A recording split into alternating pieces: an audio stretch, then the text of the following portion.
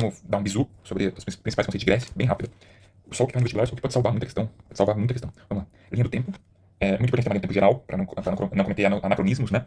E tem muita questão que você mata só por saber qual alternativa não é um anacronismo, principalmente em história geral. Então é muito importante saber que veio Grécia, depois veio o Império de Alexandre o Grande, então Império Macedônico e Roma. É muito importante ter essa linha do tempo, porque tem muita questão, muitas questões que misturam, colocam como se Roma viesse antes, Grécia depois, tem essa mistura. Então se você tivesse na cabeça da linha do tempo, já mata muita questão.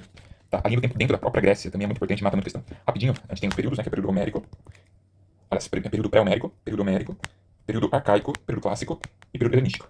Você tem esse bizu da linha do tempo. Daí tá, vamos das coisas mais importantes para o período. Período pré-homérico é a base cultural, foi um período em que existia monarquia na Grécia, mas não cai muito, só saber que a monarquia é a base cultural. Período homérico, tem que saber que esse período tem uma coisa de Homero, é um período muito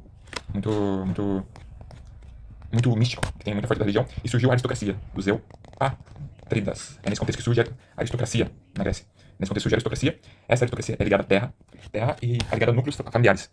Esses núcleos familiares são chamados genos. Então são grupos familiares que formam um convívio, entendeu? Que futuramente vai dar origem à polis. Então é o surgimento da polis. Aqui cabe duas discussões. O surgimento da família, da sociedade, voltada a uma figura patriarcal, que é o pátria, que é a figura do homem, né?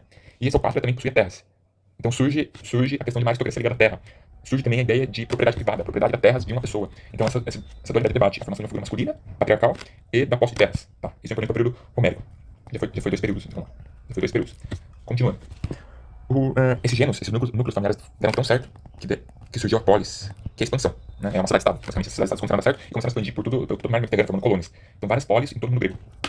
Quais que foram as principais? Esparta e Atenas. Esparta militar, Atenas menos militar, tem força militar, mas envolve mais a fala. Esparta são os homens mais calados e militares, Atenas favorece mais a fala, o debate. Então tá, Esparta, uma oligarquia que poucos mandavam, inclusive tinha uma assembleia de ex-militares, de cidadãos que são ex-militares, que mandavam na cidade, e uma diarquia, ou seja, é uma aristocracia. Em Atenas é diferente. Começou com uma monarquia, depois virou uma aristocracia e depois virou uma democracia. E mais importante, mais sobrado, uma democracia. Vamos descobrir como chegou na democracia. Primeiro, veio um legislador de Atenas, que é o Drácon. É muito importante que ele escreveu as leis. Ele não criou, ele só escreveu. Isso é fundamental, que é muito no Enem, como uma forma de assegurar o acesso à lei, o entendimento da lei da população. Então é fundamental, isso cai muito. Então foi o Drácon que fez isso. Não escreveu, só escreveu, não criou as leis. Agora Solon, que também é muito importante, ele tirou a escravidão por dívida. Então, pausa importante. Apenas, a modo de produção era escravista. Então, Atenas tinha muitos escravos.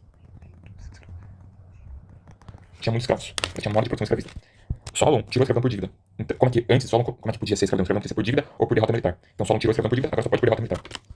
Ele tirou latifúndios, reestruturou latifúndios, então já teve uma reforma agrária nessa época de Grécia, que outro tópico muito importante, latifúndios, ele reestruturou latifúndios, então ele privilegiou pequenas e médias propriedades de terra.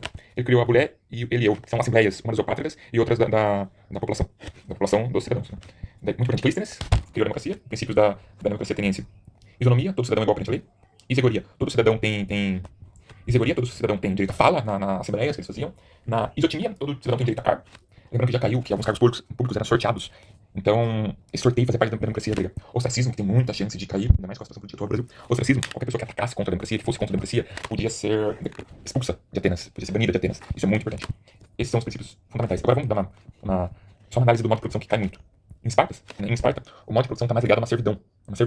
Lá quem eram os servos? Lá existia pouca escravidão. A maior parte da produção era feita pelos heliotas, que eram pessoas nascidas lá, mas estavam nessa classe social de servidão. Em Atenas era escravidão. A modo de produção era escravidão.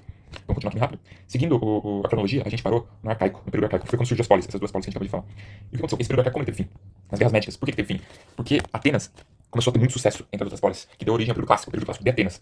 E Atenas deu muito certo graças às guerras médicas, que foi a guerra de Atenas contra os persas. O que aconteceu? Os persas tentaram invadir e Atenas formou a Liga de Delos.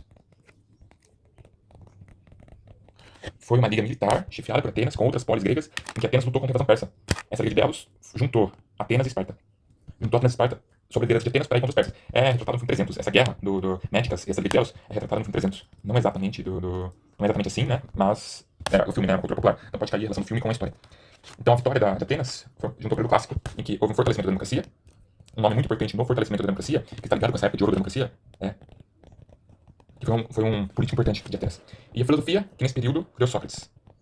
Sócrates está nesse período. Então o surgimento de uma política mais humana, voltada mais para o ser humano, está nesse período de ouro de Atenas. Então é isso, tá? Então, período de ouro de Atenas. Mas como Atenas caiu? Guerra do Peloponeso. Por quê? Nesse período clássico, por que Atenas ficou tão importante?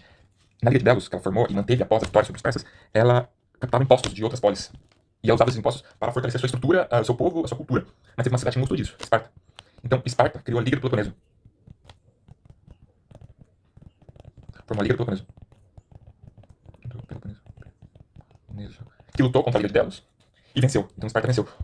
Contudo, isso não foi muito benéfico para o mundo grego, porque enfraqueceu as polis, enfraqueceu também muito a região toda como todo, permitiu o domínio de Alexandre o Grande, do Império Macedônio, que deu origem ao mundo helenístico, que foi, contudo, a cultura grega se prevaleceu. E o Império de Alexandre, ele promoveu a divulgação das ideias gregas, do imaginário grego, das culturas gregas, da filosofia, da tradição da democracia, o resto do mundo. Então, o resto do mundo, aspas, né, lá naquela região, ele permitiu que o mundo grego tivesse contato com o Oriente. Então, expandiu muito o alcance do imaginário grego, que foi o mundo helenístico.